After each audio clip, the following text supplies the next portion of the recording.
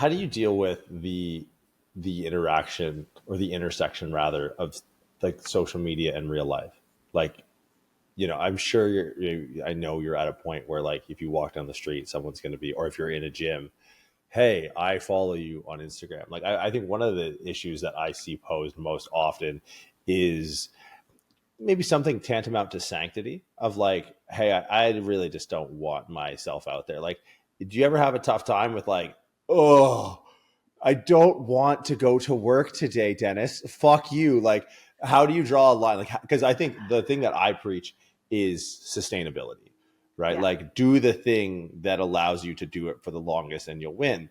Like, I guess maybe a two-part question as far as like, have you had to, in the course of the last decade, have sort of a concerted introspective conversation with yourself and be like, okay, what is the pitch cadence frequency message that I'm comfortable with? And what is goes in this little life box over here that doesn't get to go on the internet?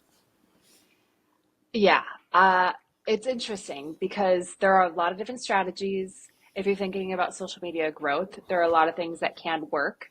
And also, there is an element of people feeling like if they know you a little bit, they feel more bought in. So it's not like you have to decide for yourself how much of yourself you want to put out there. I am a very private person actually, and so it's a little bit of a struggle sometimes to think about, okay, how much do I actually want to share on the internet because this lives forever, and I don't always want to do that. There are certain things that coincide with our business and my personal life and story that I have decided to share because I know it will make a big difference for other people. So it's a kind of a little bit of a long story, but back in college, I developed anorexia. I was a basketball player, and I kind of got hit by a bus with this eating disorder and exercise bulimia. I started over exercising, and I really was trying to just be better at my sport, and that's how it started. And so I said, well, if I'm going to get more playing time, if I want to be better, I need to eat better. I need to work out more. And this thing just snowballed into something that was really scary, really fast. And I lost a third of my body weight in a few months. Yeah, like, and I've never been an Yeah, overweight person. right. This is a video Uh, podcast for those of you unaware. Just go to YouTube to see what a third of the body weight would leave Kelsey with. Yeah, it was not a good situation. Like the doctor told me if I went for a brisk walk, I could go into cardiac arrest. And so for someone who was very type A, very driven, like always could trust my instincts, it was a really scary thing to be like, okay, I can't trust myself anymore. I can't be an athlete anymore because it could actually kill me. How do I live my life? And so I ended up having to go into treatment. And it was really hard.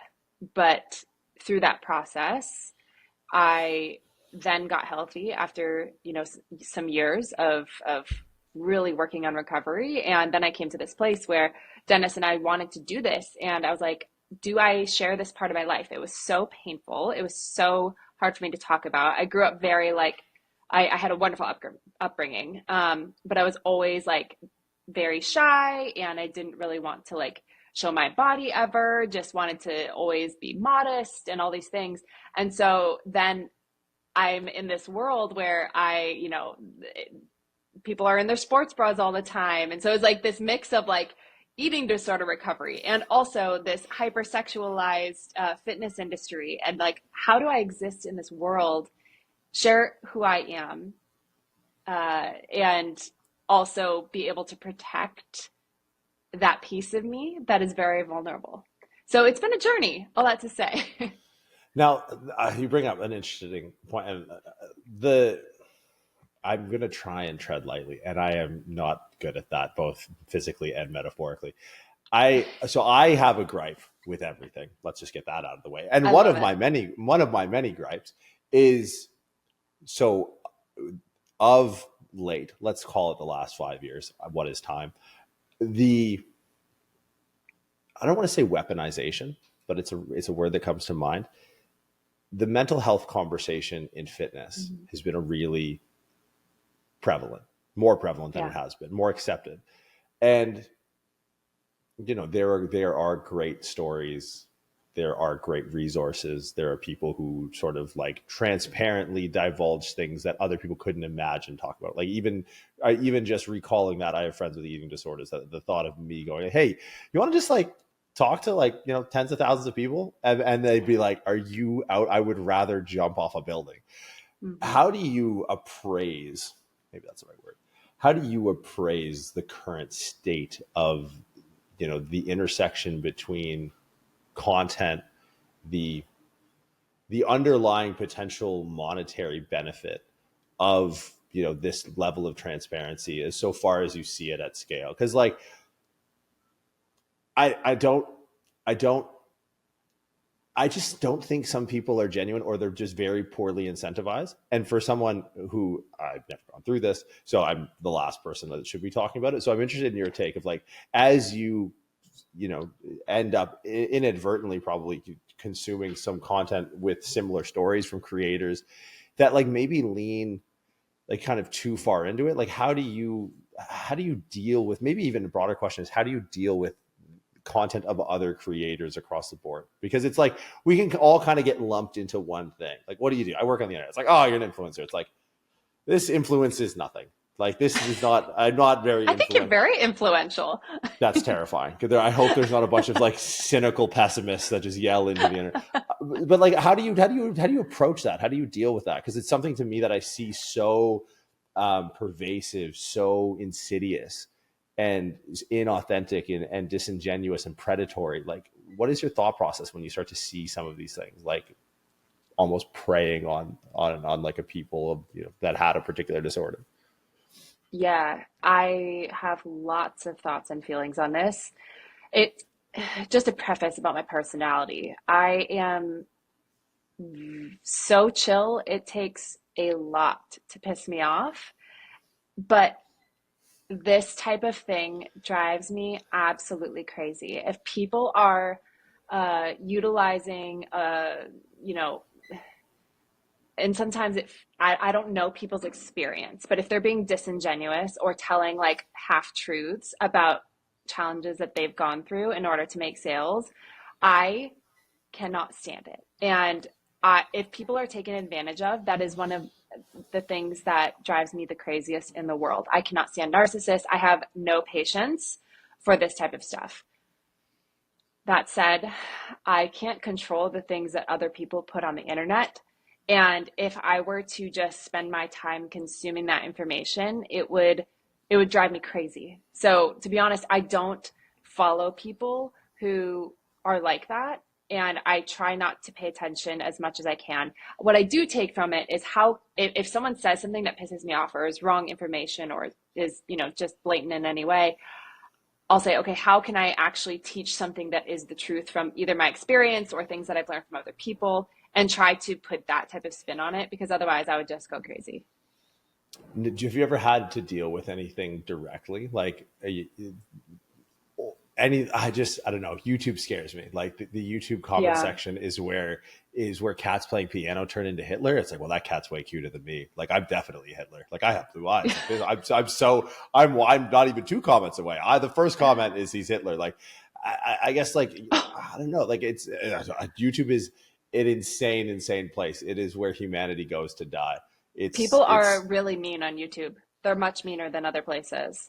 I don't know. It can't be real. Like, these people don't exist. It's not like the lady in the grocery store in front of you Yeah. in checkout is like, bitch. Like, I don't know how, like, because first exposure to negative, whether it's negative comments, negative feedback, name calling, whatever. Like, do you remember, or maybe you've cultivated a community that's devoid of it, but at your scale, I would imagine it's almost impossible to avoid. Like, Hmm. how has your thought process around managing that inevitable side of business at scale on the internet like evolved over time? So, for being a sensitive person, I've had to really develop a thick skin and really make choices about whose opinions I value. Because if you make things and put them in a public place, especially on the internet, people are going to say things, sometimes positive, sometimes not so positive. So, I would say my first dipping my toes into the negative comments was comments about my body and what people would say about me and how I am so muscular. I look so like a man. One person asked if I was genetically a woman. People like, Jesus yes. Christ. Yeah. And what else? I mean, just about how I'm so flat chested, which these, some of these things are not untrue, but it's just like the way that people say them. It's like, is that necessary? Would you say that to my face kind of thing? So it's just, people are going to say things. And so you just have to decide whose opinion you pay attention to. And so for a while I was doing this thing where, kind of like is it Jimmy, not Jimmy Kimmel. I can't remember whoever does the mean tweets. It's either Jimmy Fallon or Jimmy Kimmel, but have you seen that? I You think I've haven't seen seen that? clips of it. Yeah, I'm It's just like familiar with it. celebrities Yeah. read, yeah, they read the mean tweets about themselves. Oh, right. I think it was David Letterman, was it not? Oh, was it? Or Yeah, it I was one of think those I late hope that night was the last shows. time I watched late night. I think Letterman might be dead Oh, now, so aging myself a little bit. But yeah, I'm familiar with the premise. yeah. So I would do this piece where I would just read the mean things that people would say about me and kind of just like make light of it and then turn it into a positive teaching moment. Because at a certain point, it's almost comical because what are you gonna do? You got Yell Steve. mostly. Yeah, yeah, that's Figure out where true. they live, go to their house, find them in public. I told a kid in Australia that I would see him soon, and then he got really apologetic. He put the gym that he worked at. I was like, dude, I go to gyms and I go to Australia. Stop. I'll see you soon, man. Yo, dude, I threaten lives. I go for the throat. I don't Wait, care. what kind of stuff Reality. do people say to you? This one in particular, and he's probably gonna watch this now because he's a huge fan. Because he's really scared. Just oh, this guy's an idiot. He doesn't know anything. He's a guru, and I was like, oh, but like, not tag me in it. This particular case was a kid who would repeatedly repost my things and be like, this guy's a moron. He doesn't know. And this is like, not to be disparaging, but this is like a first or second year PT in a commercial gym. And I Mhm. was like, and I just messaged him. I was like, hey man, like I know where you work. I'll see you soon.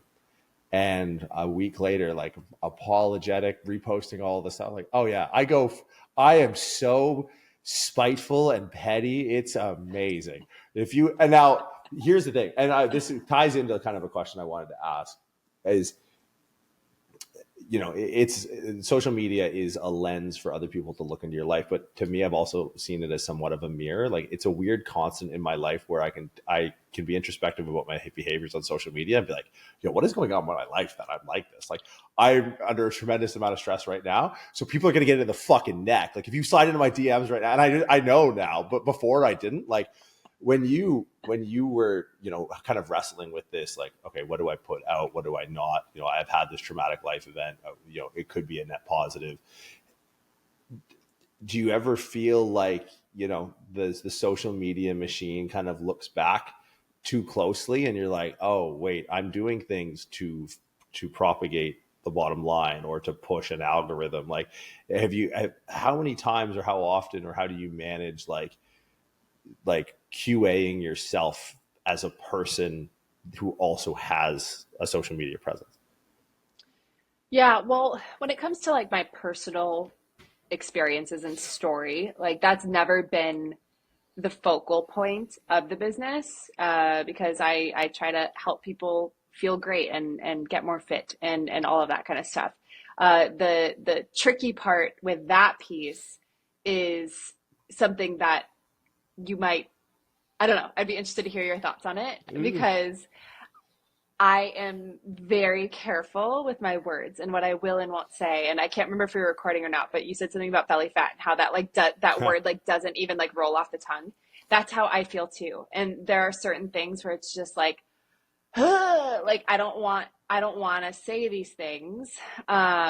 So when it comes to like sales bottom line, like I feel like I have a pretty good balance on sharing my story to help relate to people, but not using that as a guilt trip to get people in the door. Because first of all, like I am not a doctor and I don't treat eating disorders. Like that's not like that's outside of my scope of practice. So that's an easy one to just obviously not be a part of it. But um, the tricky part for me is I don't believe it's inherently wrong to want to lose weight or to want to change your body.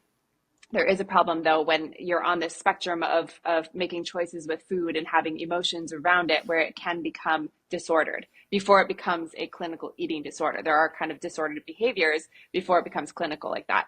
And I need to be really careful in how I support people in their journey of if it's weight loss or if it's gaining muscle or if it's changing their body shape in any way. If they don't want to change their body at all, how do I support them and help them reach their goals without shaming them or with being able to lift them up in the process. So it's a delicate balance, but I'm also a little bit more aware than probably most people just because of my experience with that.